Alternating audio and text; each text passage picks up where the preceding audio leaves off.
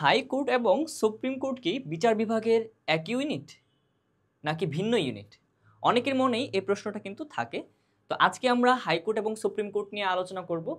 High court এবং supreme court থেকে প্রশ্ন আসার সম্ভাবনা অনেক বেশি, বিশেষ করে আমাদের ইউনিভার্সিটির যে অ্যাডমিশন আছে সেখানে প্রশ্ন আসার সম্ভাবনা অনেক বেশি। তো যারা অ্যাডমিশন প্রার্থী আছে তাদের জন্য টপিকটি খুবই ভাইটাল। এর বাইরেও যাদের অ্যাডমিশন অনেক দূরে, অর্থাৎ যারা আমরা এইচএসসি মাত্র শুরু করলাম, তাদের জন্য বলছি, তাদের জন্য ছোট ছোট যে গুরুত্বপূর্ণ স্পেশালাইজড টপিক আছে সেই টপিকগুলো কিন্তু রপ্ত করে ফেলতে হবে। এইটা হচ্ছে আমাদের এখন কাজ। আমি যখন নটরডেম কলেজে পড়তাম আমিও একই কাজ করতাম। কি করতাম যে হচ্ছে আমার তো পরীক্ষা আমার যে হচ্ছে এইচএসসি শেষ হয় না এখনো, তো আমার এখন কাজ কি, এই এইচএসসি শুরু করার স্টেজে আমার কাজ কি? আমি তো ভার্সিটিতে চান্স পেতে চাই, আমি ঢাকা ইউনিভার্সিটিতে পড়তে চাই, আমি হচ্ছে ভালো ভালো ইউনিভার্সিটিগুলোকে টার্গেট করতেছি। তো সেই ক্ষেত্রে ইউনিভার্সিটি টার্গেট করলে আমার এখন কি করণীয়? এখন করণীয় হচ্ছে যে গুরুত্বপূর্ণ টপিকগুলা পড়ে পড়ে এগিয়ে রাখতে হবে। যারা এগিয়ে রাখে তারাই মূলত চান্স পায়। আমি এটা অ্যানালাইসিস করে দেখেছি যে যদি এই স্টেজ থেকে এগিয়ে রাখা যায় তাহলে কিন্তু চান্স পাওয়ার হারটা অনেকটা বেড়ে যায়। আচ্ছা, আর যারা এই পর্বে আমরা পরীক্ষার্থী আছি তাদের জন্য গুরুত্বপূর্ণ, যদিও তারা প্রত্যেকটা টপিকই গুরুত্ব সহকারে পড়তে চায়, আসলে সবগুলো টপিক কিন্তু গুরুত্ব দিয়ে পড়া যায় না। আচ্ছা, তো স্পেশালাইজড টপিকগুলো একটু বেশি গুরুত্ব দিয়ে আমাদেরকে পড়তে হয়। তো আজকে আমরা কি নিয়ে আলোচনা করব? আমরা শুরুতে গাইডলাইনমূলক কথা বললাম। এরপর যদি আমরা একটু আলোচনা করতে চাই সেটা হচ্ছে সুপ্রিম কোর্ট, এবং আমাদের আলোচ্য বিষয় হচ্ছে কি সুপ্রিম কোর্ট এবং হাইকোর্ট। আচ্ছা, তোমাকে যদি প্রশ্ন করি যে সুপ্রিম কোর্ট এবং হাইকোর্ট সম্পর্কে তুমি কি জানো, তোমার ধারণাটা অনেকটা এরকম যে সুপ্রিম কোর্ট ও হাইকোর্ট এটা হয়তো বিচার বিভাগের দুইটা ইউনিট। আচ্ছা, আমি যদি আরেকটু গোড়া থেকে টানি যে আমাদের যে সরকার বিভাগের কথা যদি বলি, আমাদের সরকার সরকার কিভাবে গঠিত হয় বা সরকার কিভাবে পরিচালিত হয়, তোমরা কিন্তু জানো যে সরকারের মোটা দাগে তিনটা ভাগ আছে। সরকারের মোটা দাগে তিনটা ভাগ আছে। একটা ভাগকে তোমরা কি ভাগ নামে জানো? নির্বাহী ভাগ নামে কিন্তু চেনো। আচ্ছা, একটা ভাগ হচ্ছে নির্বাহী ভাগ। আচ্ছা, নির্বাহী ভাগ বলতে ওই যে এমপি মন্ত্রীরা যেখানে থাকে সেটা আর কি, ঠিক আছে? অর্থাৎ একটা সরকার যখন গঠিত হয় যেখানে এমপি মন্ত্রীরা থাকে, অর্থাৎ সবকিছু যারা নিজের হাত দিয়ে পরিচালনা করে তাদেরকে নির্বাহী বিভাগ বলে। এবং আরেকটা ভাগ আছে, অর্থাৎ আইন সভা আমরা বলি, সংসদ নামেও আমরা চিনি, আইন সভা। আচ্ছা, আইন সভায় কি হয়? ওই যে দেখো 300 আসনে নির্বাচিত যে সদস্যরা আছে এবং আরো 50টি সংরক্ষিত আসন থেকে, অর্থাৎ 350 আসন থেকে যারা নির্বাচিত হয়ে এখানে আসে তাদেরকে নিয়ে কিন্তু আইনসভা গঠিত হয়। এবং তারা বিভিন্ন ধরনের আইন তৈরি করে, আইন বাতিল করে, আইন রহিত করে, এই কাজগুলো কিন্তু তারা করে থাকে। ওকে, আর আরেকটা ভাগ আমরা জানি, আরেকটা ভাগ হচ্ছে কোনটা? বিচার বিভাগ।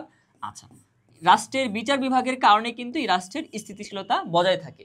আর বিচার বিভাগটা কিন্তু এই জন্য অন্যান্য বিভাগ থেকে আলাদা। আলাদা বলতে অন্যান্য বিভাগের হাত থেকে বিচার বিভাগটা সবসময় স্বাধীনভাবে তার বিচার কার্য কিন্তু পরিচালনা করে। আচ্ছা, তারপর আমরা কি নিয়ে আলোচনা করতেছিলাম সেখানে চলে যাই। এই বিচার বিভাগের অধীনে যদি আমরা কথা বলি তো অনেকগুলা বিচার বিভাগ আছে। তার মধ্যে সবচেয়ে উচ্চ যে বিচার বিভাগের কথা যদি চিন্তা করি, আচ্ছা সবচেয়ে উপরের যে বিচার বিভাগের কথা যদি চিন্তা করি সেটাকে আমরা কি নামে চিনি? সুপ্রিম কোর্ট নামে চিনি সেটাকে। ওকে, সেটাকে আমরা কি নামে চিনি? সুপ্রিম কোর্ট নামে চিনি। আচ্ছা, তো সুপ্রিম কোর্টের দুইটা পার্টিশন আছে, অর্থাৎ সুপ্রিম কোর্ট দুইটা ভাগ নিয়ে গঠিত। একটা হচ্ছে আপিল বিভাগ আর একটা হচ্ছে হাইকোর্ট। অর্থাৎ হাইকোর্ট আর সুপ্রিম বিভাগ তাহলে দুইটা আলাদা জিনিস না। এই সুপ্রিম কোর্টই গঠিত হয়েছে হাইকোর্ট এবং আপিল বিভাগ এই দুইটা নামে। আচ্ছা, সেখানে আমরা যাচ্ছি, তার আগে একটু ধারণা দেই। দেখো এই সুপ্রিম কোর্ট সম্পর্কে যদি তুমি সুপ্রিম কোর্ট সম্পর্কে অর্থাৎ বিচার বিভাগ নিয়ে আমরা আলোচনা করতেছিলাম। এই বিচার বিভাগ থেকে এই প্রশ্নটা অনেকবার এসে থাকে যে বিচার বিভাগ সংবিধানের কততম অনুচ্ছেদে আলোচনা আছে, বা সংবিধানের কোন অনুচ্ছেদে, মানে সংবিধান তো আমরা জানি 11টি ভাগ আছে, কোন ভাগে আলোচ্য বিষয় এই বিচার বিভাগ? তো আমরা জানি এটা হচ্ছে 6ষ্ঠ ভাগের আলোচ্য বিষয়। এটা একটু মাথায় রাখবো। আরেকটা বিষয়, বিচার বিভাগের যে অর্থাৎ 6ষ্ঠ ভাগের বিচার বিভাগ নিয়ে যে কথা বলা হয়েছে সেখানে সংবিধানের কততম অনুচ্ছেদ থেকে বিচার বিভাগ নিয়ে কথা শুরু হয়েছে? সংবিধানের 94তম অনুচ্ছেদ থেকে 117 নম্বর অনুচ্ছেদ পর্যন্ত আমরা দেখব যে বিচার বিভাগ নিয়ে কিন্তু আলোচনা করা আছে। এই যে আমি যে ভাইটাল তথ্যগুলো দিলাম সেখান থেকে কিন্তু প্রশ্ন আসবে। আমি সর্বশেষ তোমাদেরকেও কিছু প্র্যাকটিস দিব। আচ্ছা, দ্বিতীয়ত এবার আমরা সংবিধান ধরে ধরে একটু সুপ্রিম কোর্ট নিয়ে আলোচনা করব, হাইকোর্ট নিয়ে আলোচনা করব। এতক্ষণে কিন্তু তোমরা জেনে গেছো যে সুপ্রিম কোর্ট বলতে কি বোঝায়। সুপ্রিম কোর্ট বলতে আমরা জানি যে হাইকোর্ট এবং আপিল বিভাগ এই দুইটা বিভাগ মিলে হচ্ছে একটা কোর্ট, আমাদের সর্বোচ্চ কোর্ট, সেটার নাম হচ্ছে সুপ্রিম কোর্ট। ওকে, আচ্ছা, তাহলে এই যে বিষয়টা, এই বিষয়টা সংবিধানের 94তম অনুচ্ছেদ, অর্থাৎ দেখো বিচার বিভাগ নিয়ে শুরুই কিন্তু হয়েছে 94তম অনুচ্ছেদ দিয়ে, এবং 94তম অনুচ্ছেদে বলা আছে যে সুপ্রিম কোর্টের প্রতিষ্ঠার কথা। সুপ্রিম কোর্ট কিভাবে প্রতিষ্ঠিত হবে? তাহলে সুপ্রিম কোর্ট কিভাবে প্রতিষ্ঠিত হবে? দেখো, সুপ্রিম কোর্ট হচ্ছে বাংলাদেশের বাংলাদেশ সুপ্রিম কোর্ট নামে, কি নামে? দেখো, বাংলাদেশ সুপ্রিম কোর্ট নামে, এবং এখানে বলা হয়েছে দুইটা বিভাগ থাকবে নামে, বাংলাদেশের একটি সর্বোচ্চ আদালত। তাহলে সুপ্রিম কোর্ট কি? বাংলাদেশের একটি সর্বোচ্চ আদালত। ওকে, সুপ্রিম কোর্ট বাংলাদেশের সুপ্রিম কোর্ট কি নামে থাকবে? Bangladesh supreme court. Supreme court কি? বাংলাদেশের সর্বোচ্চ আদালত, এবং সুপ্রিম কোর্ট দুইটা বিভাগ নিয়ে কিন্তু গঠিত হবে, সেটা এখানে বলা আছে। দেখো, এবং আপিল বিভাগ দেখো ও হাইকোর্ট বিভাগ লইয়া তাহা গঠিত হবে। অর্থাৎ কোন কোন বিভাগ? আপিল বিভাগ এবং হাইকোর্ট বিভাগ, এই দুইটা বিভাগ মিলে সুপ্রিম কোর্ট গঠিত হবে। তাহলে হাইকোর্ট আর সুপ্রিম কোর্ট কিন্তু দুইটা আলাদা ইউনিট না। তোমাদের মনে এই যে প্রশ্নটা, এই প্রশ্নটার সমাধান হচ্ছে, দেখো, হাইকোর্ট বিভাগটা গঠিত হয়েছে, এই সুপ্রিম কোর্টটা গঠিত হয়েছে আপিল বিভাগ এবং হাইকোর্ট বিভাগ নিয়ে। আচ্ছা, এই প্রসঙ্গটা অনেকটা গুরুত্বপূর্ণ, কারণ হচ্ছে আজকের ক্লাস থেকে একটা প্রশ্ন কমন পড়ার অনেক সম্ভাবনা আছে। যারা বর্তমানে পরীক্ষা দিচ্ছি তাদের তাদের বিভিন্ন ভার্সিটিতে কিন্তু এই কেন্দ্রিক আমরা প্রশ্ন দেখব। আচ্ছা, তারপর এরপর যদি আমরা দেখো, আমি কিন্তু 94তম অনুচ্ছেদের কথা বললাম, আমি 94 থেকে 117 নম্বর অনুচ্ছেদ পর্যন্ত তোমাদেরকে বলেছি, বাট 94তম অনুচ্ছেদের কথা আমি তোমাকে গুরুত্ব দিয়ে বললাম, আর আমি যেই অনুচ্ছেদের কথা গুরুত্ব দিব সেই অনুচ্ছেদ তোমাকে পড়লে হবে, এতগুলো অনুচ্ছেদ কিন্তু আমার প্রয়োজন হবে না। আচ্ছা, আরেকটা বিষয়, এখানে কি গুরুত্বপূর্ণ দেখো, এখানে আমি তোমাদেরকে বলেছি, দেখো 95তম অনুচ্ছেদ এবং 98তম অনুচ্ছেদ, এই দুইটা অনুচ্ছেদে বিচারক নিয়োগ নিয়ে বলা হয়েছে। অর্থাৎ সুপ্রিম কোর্ট, হাইকোর্টের কথা বলি, এই যে কোর্টগুলা, এই কোর্টগুলাতে তো বিচারক নিয়োগ দেওয়া লাগবে, বা আরো যে নিম্ন আদালত আছে সেই নিম্ন আদালতগুলাতে তো বিচারক নিয়োগ দেওয়া লাগবে। তো বিচারক নিয়োগ দিতে হলে কি করতে হবে? দেখো, বিচারক যদি আমি নিয়োগ দিতে চাই তাহলে একটা পদ্ধতি লাগবে, এবং এই বিচারক নিয়োগ সম্পর্কে বলা হয়েছে 95তম এবং 98তম অনুচ্ছেদে। ওকে, এই অনুচ্ছেদের নাম্বারটা আমার প্রয়োজন নাই, এই অনুচ্ছেদের নাম্বারটা আমার প্রয়োজন নাই, তবে এই অনুচ্ছেদ সম্পর্কে একটা তথ্য আছে, সেটা দেখো। আচ্ছা, 95তম অনুচ্ছেদে আমরা দেখব যে স্থায়ী লেভেলের যে হচ্ছে বিচারপতিগণ আছে তাদেরকে নিয়োগ দেওয়ার বিষয়টা বলা হয়েছে, এবং 98 আমরা দেখব যে অতিরিক্ত বিচারপতি নিয়োগ দেওয়ার বিষয়টা, বিচারকগণ নিয়োগ দেওয়ার বিষয়ে এখানে বলা হয়েছে। বাস এতটুকু তথ্য আমরা একটু মাথায় রাখি, বাট এই যে হচ্ছে যে আমাদের অনুচ্ছেদ, এটা তেমন একটা গুরুত্বপূর্ণ না। তবে এখানে যে তথ্যটা গুরুত্বপূর্ণ সেটা হচ্ছে, দেখো, এই সুপ্রিম কোর্টের বিচারক হওয়ার জন্য তোমাকে কি লাগবে, তোমার কি যোগ্যতা লাগবে, এই যোগ্যতাটা হচ্ছে গুরুত্বপূর্ণ। অবশ্যই প্রথম যোগ্যতা হচ্ছে তোমাকে বাংলাদেশী হতে হবে, তোমাকে বাংলাদেশের নাগরিক হতে হবে, প্রথম যোগ্যতা। এবং দ্বিতীয় যোগ্যতাটা অনেকটা গুরুত্বপূর্ণ, যেটা চলে আসতে পারে। দ্বিতীয় যোগ্যতা কোনটা? দেখো, অন্তত কত বছর? 10 বছর। আচ্ছা, এই বিষয়টা খেয়াল করো, অন্তত 10 বছর দেখো কি করতে হবে, তোমাকে বিচার বিভাগের জজ থাকতে হবে। যে কোনো বাংলাদেশের যে সরকারি বিচার বিভাগ আছে সেই বিচার বিভাগের অন্তত 10 বছর জজ হিসেবে তোমাকে থাকতে হবে। অথবা বাংলাদেশের যে সর্বোচ্চ আদালত অর্থাৎ সুপ্রিম কোর্টের কথা বললাম, এই সুপ্রিম কোর্টে 10 বছর তোমাকে ওকালতি করতে হবে, বা অর্থাৎ অ্যাডভোকেট থাকতে হবে। অর্থাৎ সুপ্রিম কোর্টে 10 বছর অ্যাডভোকেট থাকতে হবে, অন্যথায় যে কোনো বিচার কার্যালয়ের তোমার জজ হিসেবে থাকতে হবে 10 বছর। এই তথ্যটা খুবই ভাইটাল, এখান থেকে প্রশ্ন চলে আসতে পারে। আচ্ছা, তাহলে আমরা কি জানতে পারলাম? কি বিচারক নিয়োগ দেওয়ার যে হচ্ছে ক্রাইটেরিয়া, বা হচ্ছে যে বৈশিষ্ট্য প্রয়োজন, সেই বৈশিষ্ট্য সম্পর্কে কিন্তু আমরা জানলাম। তাহলে এইটা হচ্ছে আমাদের গুরুত্বপূর্ণ একটা ইস্যু, যে বিচারক কোন ক্রাইটেরিয়ায় নিয়োগ দেওয়া হয়। ওকে, তারপর যদি আমরা একটু দেখি 96তম অনুচ্ছেদটা কেন আমাদের কাছে গুরুত্বপূর্ণ, এই অনুচ্ছেদটাই গুরুত্বপূর্ণ। আচ্ছা, কেন গুরুত্বপূর্ণ? দেখো, পূর্বে বিচারপতি নিয়োগ দেওয়ার পরবর্তী যে ঘটনা, অর্থাৎ একটা বিচারপতির সর্বশেষ মেয়াদ ছিল 65 বছর পর্যন্ত, অর্থাৎ সে তার 65 বছর পর্যন্ত চলাকালীন, অর্থাৎ 65 বছর পর্যন্ত সে বিচারক হিসেবে থাকবে, তারপর আর থাকতে পারবে না। পরবর্তীতে আমরা দেখব যে হচ্ছে 96তম অনুচ্ছেদে সেটার সংশোধন করে 2 বছর যুক্ত করা হয়।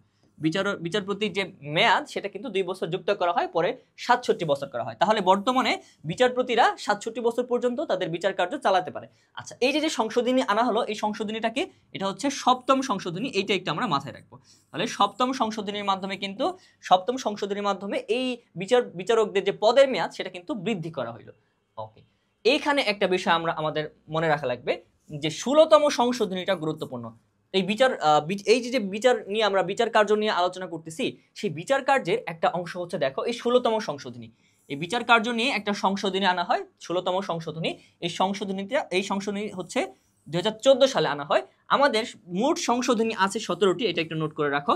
আচ্ছা, তো এই 2014 সালে এই 16তম সংশোধনী আনা হয়, মূলত এটা আওয়ামী লীগের আমলে আনা হয়।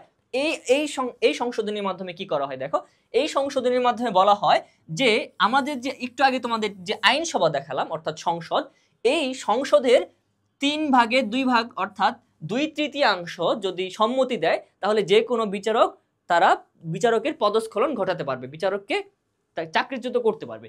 কিভাবে দেখো, তাহলে এই যে বিচার বিভাগটা অর্থাৎ দেখো সুপ্রিম কোর্টের বিচারপতিদেরকে যদি এই যে সংসদ যদি অভিশংসন করতে পারে অর্থাৎ বরখাস্ত করতে পারে, তাহলে কি হলো, অর্থাৎ তাহলে হলো এটা হলো যে ওই বিচার বিভাগটা এই সংসদের হাতে কুক্ষিগত হয়ে গেল, বিচার বিভাগটা সংসদের হাতে তাদের ক্ষমতা কিন্তু সংকুচিত হয়ে গেল তাদের ক্ষমতা। এই যে দেখো, তাহলে একটা বিচার বিভাগ থাকার কথা ছিল স্বাধীন, কিন্তু আর স্বাধীন থাকতে পারলো না, বিচার বিভাগটা কিন্তু দুর্বল হয়ে গেল। তাই বিচার বিভাগের যারা আছে তারা কি করলেন, তারা মানলেন না এবং এটার বিরুদ্ধে তারা এটাকে কিন্তু অবৈধ ঘোষণা করেছেন, অর্থাৎ তারা কিন্তু এটার বিরুদ্ধে রায় দিয়েছেন, অবৈধ ঘোষণা করে দিয়েছেন এটাকে। ওকে, তাহলে আমরা এটা একটু দেখে রাখবো, এটা গুরুত্বপূর্ণ, এটা চলে আসতে পারে। আচ্ছা, আমি আজকে যে পয়েন্টগুলো তোমাদেরকে দিচ্ছি সেখান থেকে অর্থাৎ বিচার কার্য নিয়ে কোনো প্রশ্ন যদি আসে তাহলে এখান থেকে চলে আসবে। ওকে, 97তম অনুচ্ছেদ নিয়ে আমরা কথা বলতেছিলাম, তো এইটা নিয়ে আমাদের তেমন একটা মাথা ব্যথা নাই, এই অনুচ্ছেদ তেমন একটা গুরুত্বপূর্ণ না, কিন্তু প্রিভিয়াস অনুচ্ছেদ যেগুলো আমি গুরুত্বের 3 স্টার দিয়ে দিয়েছি সেগুলো কিন্তু গুরুত্বপূর্ণ। এই 97তম অনুচ্ছেদে বলা হচ্ছে কি দেখো, অস্থায়ী প্রধান বিচারপতি নিয়োগ। আচ্ছা, এটা আমি জাস্ট একটু সংক্ষেপে বলে দেই। কখনো প্রধান বিচারপতি যদি কোনো কারণে অসুস্থ থাকেন অথবা কোনো কারণে অনুপস্থিত থাকেন, তার বিপরীতে আরেকজন যে বিচার কার্য পরিচালনা করবেন তাকে মূলত অস্থায়ী বিচারপতি বলা হয়। এই ক্ষেত্রে আমরা অস্থায়ী বিচারপতি নিয়োগ দিতে পারি এবং এটার বিধান 97 নং অনুচ্ছেদে আমাদেরকে বর্ণনা করা আছে। আচ্ছা, এই হচ্ছে এটা একটু সিম্পল একটা বিষয়, এটা থেকে প্রশ্ন আসবে না। আচ্ছা, পরবর্তী যে অনুচ্ছেদ গুরুত্বপূর্ণ সেগুলো একটু দেখবো আমরা। 101 নম্বর অনুচ্ছেদ, হাইকোর্ট বিভাগের এখতিয়ার। গুড, আমরা এখন কিন্তু জানি হাইকোর্ট আর সুপ্রিম কোর্ট এক নয়, সুপ্রিম কোর্টের একটা অংশ হচ্ছে হাইকোর্ট। ওকে, তো হাইকোর্ট বিভাগ দেখো, হাইকোর্ট বিভাগের এখতিয়ার কি কি, অর্থাৎ 101-এ বর্ণনা করা আছে যে হাইকোর্ট বিভাগ কি কি করতে পারে, হাইকোর্ট বিভাগের কাজ কি। ওকে, দেখি আমরা একটু হাইকোর্ট বিভাগের কাজ কি। তার আগে যদি সুপ্রিম কোর্টের একটু চিত্রটা আমরা দেখি, এই হচ্ছে সুপ্রিম কোর্ট, আর সুপ্রিম কোর্ট গঠিত হচ্ছে দুইটা কক্ষ নিয়ে, দুইটা ভাগ নিয়ে। একটা ভাগ হচ্ছে হাইকোর্ট। ওকে, সুপ্রিম কোর্টের একটা ভাগ হচ্ছে হাইকোর্ট, আরেকটা ভাগ হচ্ছে কি দেখো, আরেকটা ভাগ হচ্ছে আপিল বিভাগ। ওকে, আপিল বিভাগ, এটা হচ্ছে হাইকোর্ট একটা, এইটা হচ্ছে সুপ্রিম কোর্টের নিম্ন ভাগ আর এটা হচ্ছে সুপ্রিম কোর্টের উচ্চ ভাগ। ওকে, এটা কেন বললাম, এটা আমাদের কাজে দিবে। আচ্ছা, চলো দেখি এই হাইকোর্টের কাজ কি। দেখো, হাইকোর্টের এখতিয়ারগুলো এবার আমরা দেখব। হাইকোর্টের এখতিয়ার কি দেখো, আপিল এখতিয়ার। হাইকোর্টের একটা আপিল এখতিয়ার আছে, অর্থাৎ নিম্ন আদালতে, অর্থাৎ নিচে আমাদের যে আরো জেলা জজ আদালত আছে, অর্থাৎ নিম্ন আদালত আছে আমাদের, এই নিম্ন আদালতের কোনো রায়ের যদি আমি সন্তুষ্ট না হই, আমি কি করতে পারবো, হাইকোর্টে গিয়ে আপিল করতে পারবো, ওই নিম্ন আদালতের রায়ের বিরুদ্ধে আপিল করতে পারবো। ওকে, তাহলে এটা হচ্ছে আপিল এখতিয়ার, তাহলে হাইকোর্ট তাহলে আপিল এখতিয়ার করতে পারে। ওকে, দ্বিতীয় আরেকটা বিষয় দেখো, রিভিশনাল এখতিয়ার। রিভিশনাল এখতিয়ার বলতে ওই যে নিম্ন আদালত, এই হাইকোর্টের অধীনের কথা বলতেছি, যে নিম্ন আদালত ধরি জেলা জজ আদালত, সেই আদালতে মনে করো কি, সেই আদালতে একটা বিচার হয়েছে, সেই বিচারটা হাইকোর্ট চাইলে কি করতে পারে, পরীক্ষা করতে পারে যে বিচারের সঠিকতা কতটুকু। ওকে, আচ্ছা, আরেকটা দেখো, রেফারেন্স এখতিয়ার। রেফারেন্স এখতিয়ার বলতে কি বোঝায়, ওই যে নিম্ন যে আদালত আছে হাইকোর্টের অধীনে যে জেলা জজ আদালতগুলা, সেই জেলা জজ আদালতগুলা যদি কখনো মনে করে যে কোনো একটা বিচার কার্য পরিচালনা করতে গিয়ে সেই বিচার কার্যটা সামনে এগিয়ে নিয়ে যেতে পারতেছে না, কেন পারতেছে না, হয় আইনের কোনো একটা ব্যাখ্যা প্রয়োজন, সে ব্যাখ্যাটা অস্পষ্ট বা সে ব্যাখ্যাটা তার সাথে মিলতেছে না, তার বিচার কার্যের স্বার্থে নতুন একটা প্রশ্ন উত্থাপিত হয়েছে। তো নতুন একটা প্রশ্ন যদি উত্থাপিত হয় সেক্ষেত্রে সে ওইটা কি করতে পারে, ওই প্রশ্নটা হাইকোর্টে পাঠিয়ে দিতে পারে রেফারেন্স দিয়ে, যা এই প্রশ্নের উত্তরটা আমরা পাচ্ছি না, তখন হাইকোর্ট ওই প্রশ্নটা সমাধান করে দেয়। তাহলে এই হচ্ছে হাইকোর্টের এখতিয়ার, 101 নম্বরে আমাদেরকে বলা আছে। ওকে, এইবার আমরা একটা গুরুত্বপূর্ণ বিষয় দেখব। যদি এই যে বিচার কার্য নিয়ে যদি কোনো কিছু গুরুত্বপূর্ণ হয়, সবচেয়ে গুরুত্বপূর্ণ অংশ হচ্ছে এইটা, এই অংশে আছে আমরা। ওকে, সেটা হচ্ছে রিট। ডিরেক্ট প্রশ্ন চলে আসতে পারে যে রিট করার এখতিয়ার কততম অনুচ্ছেদে আছে। রিট করার এখতিয়ার 102 নম্বর অনুচ্ছেদে আছে। রিট করা বলতে কি বোঝায়? আচ্ছা, রিট বলতে যখন দেখো একজন মানুষ যখন মনে করে যে আমার যে মানবাধিকারগুলো আছে, মৌলিক অধিকারগুলো আছে, সে মৌলিক অধিকারগুলো যদি আমার ক্ষুণ্ণ হয়, অর্থাৎ মৌলিক অধিকার কেমন কি কি, যেমন আমার হচ্ছে কথা বলার অধিকার, আমার আমার হচ্ছে কয়েকটা মৌলিক অধিকার আছে সংবিধানের, এটা আমরা দেখব যে 26 থেকে 47তম অনুচ্ছেদের মধ্যে এই মৌলিক অধিকারগুলো কিন্তু বর্ণনা করা আছে। এই মৌলিক অধিকারে আমার কথা বলার অধিকার, আমার চলাফেরা করার অধিকার, আমার চাকরি পাওয়ার অধিকার, ইত্যাদি অধিকার। এই ইত্যাদি অধিকার, দেখো ইত্যাদি অধিকার যখন, এই মৌলিক অধিকারগুলো যখন ক্ষুণ্ণ হবে তখন একটা মানুষ কি করতে পারে, রিট করে দিতে পারে। আচ্ছা, আরেকটা বিষয় দেখো, আচ্ছা তাহলে ওই যদি আরেকটা বিষয় দেখো, সরকারি কর্মকর্তাদের এখতিয়ারবিহীন ক্ষমতার অপচর্চা। তাহলে দুইটা বিষয়, একটা হচ্ছে মৌলিক অধিকার যদি ক্ষুণ্ণ হয় তাহলে রিড করতে পারবো, আবার সরকারি কর্মকর্তাদের এখতিয়ারবিহীন যে ক্ষমতার অপচর্চা আছে, অর্থাৎ এই যে জুলাই গণঅভ্যুত্থানে পুলিশ যে হচ্ছে বন্দুক ব্যবহার করার কথা, যে বন্দুক ব্যবহার করার কথা না সেটা, অর্থাৎ তার ক্ষমতার অপচর্চা করছে, আমাদের বিরুদ্ধে গুলি চালিয়েছে, সেই অপচর্চার বিরুদ্ধে কিন্তু আমরা দেখেছি বিজ্ঞ আইনজীবীরা কি করেছেন, তারা হাইকোর্টে রিট করে দিয়েছেন। আচ্ছা তাহলে এই দেখো আরেকটা বিষয় চলে আসলো, রিট কোথায় করা যায়, তাহলে রিট করা যায় কিন্তু হাইকোর্টে। তারা কিন্তু ওই সময় জুলাই গণঅভ্যুত্থান চলাকালীন ওই সময় কি করলেন, তারা হাইকোর্টে রিট করে দিলেন বিজ্ঞ আইনজীবীরা জুলাই গণঅভ্যুত্থানের পক্ষে, ছাত্রদেরকে কেন গুলি করে মারা হচ্ছে এবং কেন ভয়ানক মরণাস্ত্র ব্যবহার করা হচ্ছে এর বিরুদ্ধে কিন্তু রিট করে দিয়েছিলেন। তাহলে দুইটা বিষয় আমরা রিট করতে পারি, একটা হচ্ছে মৌলিক অধিকার ক্ষুণ্ণ হলে, মৌলিক অধিকার কোনগুলো, আমরা 26 থেকে 47 নম্বর, অর্থাৎ এই মৌলিক অধিকারগুলো কিন্তু সংবিধানের 3য় অনুচ্ছেদে আছে। আচ্ছা, তো সেখানে আমরা দেখব কথা বলার অধিকার, চাকরি পাওয়ার অধিকার, আইনের আশ্রয় লাভের অধিকার, এই যে অধিকারগুলা, যে অধিকারগুলা সরকার আমাদেরকে দিবে বলে অঙ্গীকারবদ্ধ, সেই অধিকারগুলো যখন আমরা পাই না, আমরা যখন সংগঠন করার অধিকার পাই না, সেই অধিকারের বিরুদ্ধে কিন্তু যখন আমরা না পাবো তখন কিন্তু আমরা রিড করতে পারবো। ওকে, আচ্ছা, তো এখান থেকে একটা তথ্য আমি তোমাদেরকে দেই, যে তথ্যটা হচ্ছে দেখো, এই মৌলিক অধিকার কথাগুলা যখন বললাম তখন এর পাশাপাশি মানবাধিকার ইস্যুটা আমাদের সামনে চলে আসে। আচ্ছা, মানবাধিকার ইস্যুটা আমাদের সামনে যখন চলে আসে, মানবাধিকার কি কি, অর্থাৎ মানুষের বেঁচে থাকার জন্য যে বিষয়গুলো প্রয়োজন সেগুলোই তো মানবাধিকার, তাই তো? তো মানবাধিকারকে জাতিসংঘ কি করেছে, ডিক্লেয়ার করেছে যে ইউনিভার্সাল কিছু মানবাধিকার আছে, সেখানে 30টি প্রবন্ধ আছে। তো এই বিশ্ব মানবাধিকার দিবস তারা পালন করে কত থেকে, এই 10 ডিসেম্বর কিন্তু তারা বিশ্ব মানবাধিকার দিবস হিসেবে ঘোষণা করে এবং প্রতি বছর এটা কিন্তু পালন করে। এবছরে বুধবার এটা কিন্তু পালিত হবে সামনে। ওকে, তাহলে মানবাধিকার সম্পর্কে আমরা জানলাম যে মানবাধিকার বলতে মানুষের বেঁচে থাকার জন্য কিছু অধিকার আছে যেগুলো হচ্ছে ইউনিভার্সাল ভাবে জাতিসংঘ ইনক্লুড করে দিয়েছে। আচ্ছা, 1948 সালে এই ঘটনাটা ঘটে, এইটা একটু মাথায় রাখি। এইগুলা নিয়ে কিন্তু অনেকবার প্রশ্ন এসেছে অলরেডি এবং সামনেও আসবে। এই মানব অধিকারগুলা কখন মৌলিক অধিকার হয়ে যায়, যখন এই মানব অধিকারগুলা কোনো একটি দেশ, ধরো বাংলাদেশ, এই মানব অধিকারগুলা বাংলাদেশ যখন তার সংবিধানে বিধিবদ্ধ করবে, যে কয়টায় 30টা থেকে মনে করো আমাদের 18টা করলো, তো এই 18টা আমাদের তাইলে মৌলিক অধিকার, অর্থাৎ যে কয়টা আমরা আমাদের সংবিধানে বিধিবদ্ধ করে বলবো, যে আমাদের রাষ্ট্র যখন বলবে যে এই 18টি এই অধিকার হচ্ছে আমি আমার রাষ্ট্রের নাগরিকদেরকে দেওয়ার জন্য বদ্ধপরিকর, অর্থাৎ যখন এই ডিক্লেয়ার দিয়ে দিবে সংবিধানের মধ্যে তখন এগুলো হয়ে যাবে মৌলিক অধিকার। তাহলে কিভাবে মানবাধিকার মৌলিক অধিকার হয়ে যাচ্ছে এই বিষয়টা কিন্তু আমরা খুঁজে পেলাম। আচ্ছা, তাহলে রিট নিয়ে বিস্তারিত আলোচনা করলাম এবং রিট হচ্ছে কিন্তু একটা হাইকোর্টের বিষয়, আমরা একটু আগে দেখেছি এটা। তারপর যদি একটু দেখি 103 নম্বর আপিল বিভাগ। আচ্ছা, তো একটু আগে আমরা দেখেছিলাম না এই সুপ্রিম কোর্টের দুইটা ভাগ, একটা হচ্ছে হাইকোর্ট আর একটা হচ্ছে আপিল বিভাগ। দেখো আপিল বিভাগ নিয়ে কততম অনুচ্ছেদে বলা আছে, দেখো তো আপিল বিভাগে কিন্তু 103 নম্বর অনুচ্ছেদে বলা আছে। সুতরাং এই অনুচ্ছেদটাও কিন্তু ভাইটাল, খুবই গুরুত্বপূর্ণ। আপিল বিভাগ বলতে কি বোঝায়, দেখো উচ্চ আদালতের আপিল বিভাগের পুনর্বিবেচনার জন্য আবেদন, অর্থাৎ অনেক সময় আমরা হাইকোর্টের কোনো একটা ইস্যু, যখন আমাদের হাইকোর্টে কোনো একটা ইস্যু চলমান থাকে এবং হাইকোর্টের যে রায় দেয় আমাদেরকে হাইকোর্ট দেয়, সেই রায় যদি আমি অসন্তুষ্ট হয়ে থাকি, সেই ক্ষেত্রে আমার অধিকার আছে, কিছু ক্ষেত্রে আমার কি অধিকার আছে, কিছু ক্ষেত্রে আমার আপিল বিভাগেও সেই রায়ের বিরুদ্ধে আবার কি মামলা করার আমার অধিকার আছে। অর্থাৎ দেখো হাইকোর্টের রায়ের পরেও আমি আরেকটা জায়গায় যেতে পারি, সেটা হচ্ছে আপিল বিভাগ। এই আপিল বিভাগের যে রায় দিবে সেই রায়ের পরে কিন্তু আর কোনো কথা নাই, এই রায়ই হচ্ছে চূড়ান্ত রায়। এই জন্য দেখো এই সুপ্রিম কোর্টটাকে সর্বোচ্চ রায়দাতা বলা হয় এবং সুপ্রিম কোর্টকে সর্বোচ্চ বিচার কার্যালয়ের সর্বোচ্চ স্থান বলা হয়। আচ্ছা, এর বাইরে কিন্তু আর কোনো কথা নাই, এবং এই সুপ্রিম কোর্টে কিন্তু সবকিছু রেকর্ড হয়ে থাকে, অর্থাৎ এই সুপ্রিম কোর্টে যা যা বিচার আসছে সবকিছু কিন্তু এখানে রেকর্ডেড থাকে।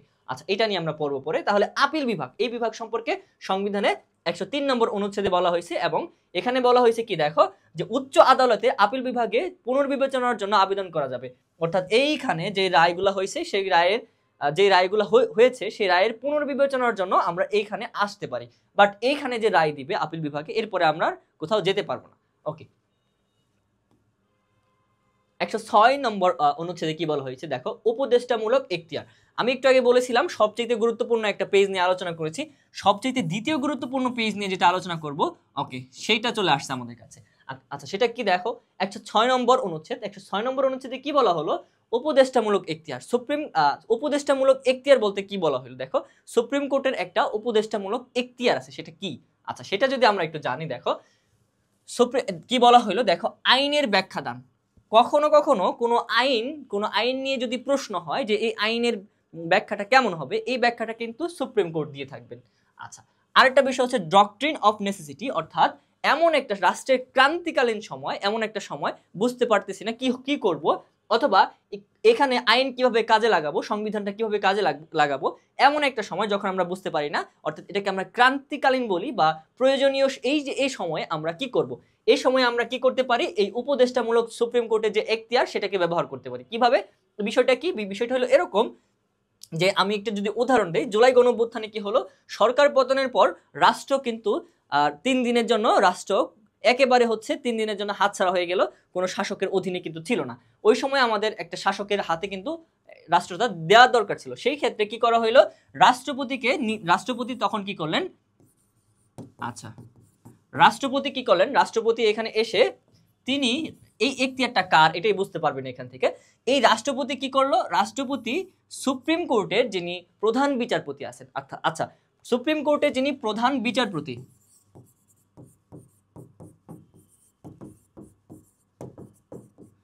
সুপ্রিম কোর্টের যিনি প্রধান বিচারপতি তার কাছে কি চাইলেন, এই যে আইনের ব্যাখ্যা চাইলেন, যে এখন আমি কি করব, এই ডক্ট্রিন অফ নেসেসিটি, এই যে হচ্ছে আমার ক্রান্তিকালীন সময়, এখন আমার কি করা দরকার, এই যে আইনের ব্যাখ্যা চেয়ে বসলেন কার কাছে, রাষ্ট্রপতি প্রধান বিচারপতির কাছে চেয়ে বসলেন, এবং প্রধান বিচারপতি তার যে সংলগ্ন যারা আছে তাদেরকে নিয়ে বসে তারপর একটা সিদ্ধান্ত দেয় যে এইটা করতে পারেন। অর্থাৎ দেখেন, এই যে সুপ্রিম কোর্ট কি করলো, সুপ্রিম কোর্ট রাষ্ট্রপতিকে উপদেশ দিল। তাহলে সুপ্রিম কোর্ট হচ্ছে রাষ্ট্রপতির উপদেষ্টা, এবং এর পরবর্তীতে আমরা দেখলাম আমাদের অন্তর্বর্তীকালীন একটা সরকার কিন্তু পরবর্তীতে গঠন হলো। তাহলে এই গঠন প্রক্রিয়ার পিছনে কিন্তু এই যে ডক্ট্রিন আছে এটা কিন্তু কাজে লেগেছে। অর্থাৎ 106 নম্বর এই সংবিধানে যে 106 নম্বর অনুচ্ছেদ, এই অনুচ্ছেদে কিন্তু উপদেষ্টামূলক যে এখতিয়ার আছে সুপ্রিম কোর্টের, সেটা কিন্তু আলোচনা করা হয়েছে। আচ্ছা, তাহলে এই 106 এই জন্যই কিন্তু গুরুত্বপূর্ণ। তাহলে আমাদের এই যে রাষ্ট্রপতির কাছে, তাহলে আমরা কি দেখলাম, যে সুপ্রিম কোর্টের যে উপদেষ্টামূলক এখতিয়ার, সেখানে আমরা দেখলাম রাষ্ট্রপতি কি করতে পারে, বিচারপতির কাছে বা সুপ্রিম কোর্টের কাছে কি চাইতে পারে, পরামর্শ চাইতে পারে, আইনের ব্যাখ্যা চাইতে পারে। সেই ক্ষেত্রে বিচারপতি কিন্তু, প্রধান বিচারপতি, সেই পরামর্শ দিতে কিন্তু বাধ্য। ওকে, তো সেটা কিন্তু একটা গুরুত্বপূর্ণ ইস্যু, যেটা আমরা আমাদের বাংলাদেশের প্রেক্ষিতে দেখেছি। আচ্ছা, এইদিকে আমি বিচারপতি নিয়োগ নিয়ে আপনাদেরকে অনেক কথা বলেছি, কিন্তু বিচারপতি কে নিয়োগ করেন এই প্রসঙ্গটা আমি এড়িয়ে গেছি। আচ্ছা, এটা মিস হয়ে গেছে। তো বিচারপতি মূলত নিয়োগ করেনও কিন্তু কে, রাষ্ট্রপতি। অর্থাৎ প্রধান বিচারপতিকে নিয়োগ দেন কে, রাষ্ট্রপতি, এবং পরবর্তীতে অন্যান্য যে বিচারপতিগণ আছে তাদেরকে রাষ্ট্রপতি এবং রাষ্ট্রপতির সম্মতি নিয়ে প্রধান বিচারপতি অন্যান্য বিচারপতিদেরকে নিয়োগ দেন, বিচারকদেরকে নিয়োগ দেন। ওকে, 108 নম্বর অনুচ্ছেদ। এই 108 নম্বর অনুচ্ছেদও কিন্তু ঢাকা ইউনিভার্সিটিতে এসেছে, কি কোড অফ রেকর্ড রূপে সুপ্রিম কোর্ট। অলরেডি এই তথ্যটা আপনারা জানেন যে কোড অফ রেকর্ড রূপে সুপ্রিম কোর্ট বলতে কি বোঝালো, যে সুপ্রিম কোর্ট কিন্তু হচ্ছে সর্বোচ্চ আদালত, এই আদালতে সবকিছুর রেকর্ড কিন্তু থাকে, আর এই আদালতের পর এই রেকর্ডগুলো কিন্তু মুছে না, বা এই রেকর্ডগুলো কিন্তু আর সংশোধন যোগ্য না, অর্থাৎ এখানে কিন্তু স্থির। এই জন্য সুপ্রিম কোর্টকে কোড অফ রেকর্ড কিন্তু বলা হয়। আচ্ছা, তারপর যদি দেখি আমাদের সর্বশেষ যে আমরা যেটা পড়ব, সর্বশেষ যে অনুচ্ছেদ 117 নম্বর অনুচ্ছেদ, প্রশাসনিক ট্রাইব্যুনাল সমূহ। 117 নম্বর অনুচ্ছেদে কি বলা আছে, প্রশাসনিক ট্রাইব্যুনাল সমূহ।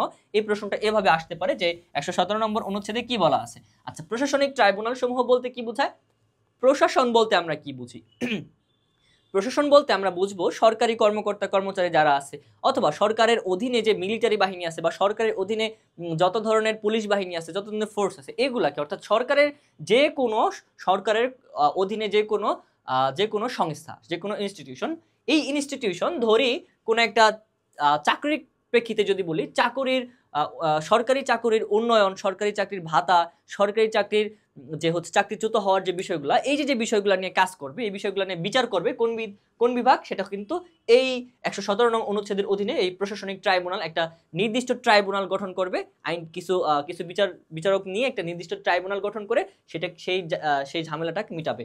অর্থাৎ দেখো, এই যে বিষয়টা এখানে প্রশাসনের এই যে সুপ্রিম কোর্ট এবং হাইকোর্ট, এই সুপ্রিম কোর্টের উপর থেকে বোঝা নামানোর জন্য, সুপ্রিম কোর্টের উপর থেকে বোঝা নামানোর জন্য, অর্থাৎ তাদেরকে একটু স্বস্তি দেওয়ার জন্য এই একটা প্রশাসনিক ট্রাইব্যুনাল করা হয় আলাদা। এই আলাদা প্রশাসনিক ট্রাইব্যুনালের মাধ্যমে সরকারি চাকরিজীবী যারা আছে তাদের চাকরি পদের উন্নতির কথা বলি, বদলির কথা বলতে পারি, বা ইত্যাদি বিষয়গুলা, বা তাদের মধ্যে কোনো অন্তর্দ্বন্দ্ব থাকলে, অর্থাৎ সরকারি চাকরিজীবী বা সরকারি কর্মকর্তা এদের মধ্যে যে এই ঝামেলাগুলা দ্রুত সময়ের মধ্যে সমাধান করার জন্য একটা ট্রাইব্যুনাল করা হয়, নতুন একটা বিচার কার্য প্রতিষ্ঠা করা হয়। আচ্ছা, এটা হচ্ছে প্রশাসনিক ট্রাইব্যুনাল। আচ্ছা, এই যেহেতু প্রশাসন নামটা সামনে আছে, এটা আমাদের বোঝার জন্য সহজ করে দেয়। আচ্ছা, এই হচ্ছে আমাদের মূল আলোচনা আজকের বিচার কার্য নিয়ে আমরা একটা কম্প্রিহেন্সিভ আইডিয়া পেলাম। আচ্ছা, যদি তোমাদেরকে এই আইডিয়ার উপর একটা শর্ট এক্সাম নেই, কেমন হয় বলো তো? আচ্ছা, যদি শর্ট এক্সাম দেওয়ার জন্য প্রস্তুতি থাকো তাহলে আমরা নিব ইনশাল্লাহ। আচ্ছা, তো আজকের এই পর্বে আমি তোমাদেরকে কিছু উপদেশমূলক কথাও বললাম যে ভার্সিটি অ্যাডমিশনের জন্য কি কি করা প্রয়োজন। আচ্ছা, যারা এখনো বুঝতেছো না, অলরেডি যারা হচ্ছে ভার্সিটির এই ফেজে আসো, তাদের করণীয় হচ্ছে গুরুত্বপূর্ণ টপিকগুলো আইডেন্টিফাই করো। গুরুত্বপূর্ণ টপিকগুলো আইডেন্টিফাই করে একটা করে গুরুত্বের তালিকায়, আমি একটা কাজ করি, আমি যখন তোমাদেরকে প্রত্যেকটা সাধারণ জ্ঞানের প্রত্যেকটা টপিক যখন ধরে ধরে পড়িয়েছি, তখন একটা কাজ করেছি, সেটা হচ্ছে কি, এভাবে আমি স্টার দিয়েছি। ওকে, এটা হচ্ছে ধরো 5 স্টার, এটা 5 স্টার, কিছু আছে 4 স্টার, কিছু আছে 3 স্টার, এই স্টার দিয়েছি। তো দেখা যাচ্ছে 5 স্টারের টপিক আছে 6টা, 4 স্টারের টপিক আছে ধরো 10টা, 3 স্টারের টপিক আছে ধরো 12টা। এভাবে টপিক আগে হচ্ছে তুমি কি করবা, আগে তোমার কাজ হচ্ছে 5 স্টারের টপিকগুলো শেষ করা। তুমি হচ্ছে দেখো, অ্যাডমিশনের পিরিয়ডে তোমাকে পড়াশোনা কমাতে হবে, বেশি পড়ে কিন্তু তোমার লাভ নাই, পড়াশোনা কমাতে হবে। 5 স্টারের টপিকগুলো তুমি আগে পড়বা, পড়া শেষ, তারপর তুমি যাবা হচ্ছে 4 স্টারে, এইভাবে। অর্থাৎ দেখো, তাহলে এই যে স্টারগুলোর অর্থ হচ্ছে তোমাকে টপিক অ্যানালাইসিস করতে হবে, তোমাকে আগে বসাতে হবে কোন টপিকগুলো 5 স্টার আছে। আমি অলরেডি তোমাদের জন্য এই কাজটা করে দিয়েছি, এবং এর ধারাবাহিকতা আমি প্রতিদিন বলতে আমি মাঝে মাঝেই তোমাদেরকে এই বিষয়গুলো সম্পর্কে আইডিয়া দিব, এবং এক একটা বিষয় নিয়ে ক্লিয়ার করার চেষ্টা করব, এবং যেখান থেকে ইনশাল্লাহ প্রত্যেকটা ক্লাসে অন্তত একটা করে প্রশ্ন কমন পড়বে। আচ্ছা, শেষ সময় আরেকটা বোনাস একটা বিষয় আমি তোমাদেরকে জানিয়ে রাখি, সেটা হচ্ছে অনেক সময় এটা আসে যে বর্তমানে সাম্প্রতিক একটা কোশ্চেন আসতে পারে, যে সাম্প্রতিককালে বর্তমানে প্রধান বিচারপতি কে আছেন, এই প্রশ্নটা কিন্তু আসতে পারে। তখন তোমাদেরকে মনে রাখা লাগবে যে সৈয়দ রেফাত আলী, আচ্ছা, তিনি হচ্ছে 2024 সালে নিয়োগপ্রাপ্ত হন। আচ্ছা, তিনি হচ্ছে কততম প্রধান বিচারপতি? তিনি হচ্ছে 25তম প্রধান বিচারপতি। আচ্ছা, এইটা একটু জেনে রাখো, এটা চলে আসতে পারে। তো এইটা থেকে তোমার একটা আইডিয়া জেনারেট করতে হবে, যে এইটা জানার অর্থ হইল সরকারের বা বাংলাদেশের সবচেয়ে গুরুত্বপূর্ণ প্রতিষ্ঠান কিন্তু বিচার কার্যালয় একটা, মানে সবচেয়ে গুরুত্বপূর্ণ প্রতিষ্ঠানের মধ্যে বিচার কার্যালয় একটা। ঠিক সবচেয়ে গুরুত্বপূর্ণ অর্থনৈতিক কার্যালয় হচ্ছে বাংলাদেশ ব্যাংক। বাংলাদেশের ব্যাংকের প্রধানকে, অর্থাৎ গুরুত্বপূর্ণ প্রতিষ্ঠানগুলোর প্রধানকে, সাম্প্রতিককালে প্রধানকে, এইটা তোমার আইডিয়া রাখা লাগবে। অর্থাৎ উপদেষ্টা মণ্ডলী সম্পর্কে তোমার একটা আইডিয়া রাখা লাগবে। আজকের যে আলোচনা সেটা হচ্ছে বিচার কার্য নিয়ে আলোচনা, সে বিচার নিয়ে এখান থেকে এর বাইরে আসবে না। তবে অন্যান্য সেক্টর কিভাবে পড়বো, এই ক্লাসের পর কিন্তু তোমার মধ্যে একটা প্রেরণা তৈরি হবে, বা তোমার মধ্যে একটা জাগরণ তৈরি হবে যে অন্য টপিকগুলো কিভাবে আমি হ্যান্ডেল করব। ঠিক আছে, দেখা হবে অন্য একটি ক্লাসে। আসসালামু আলাইকুম।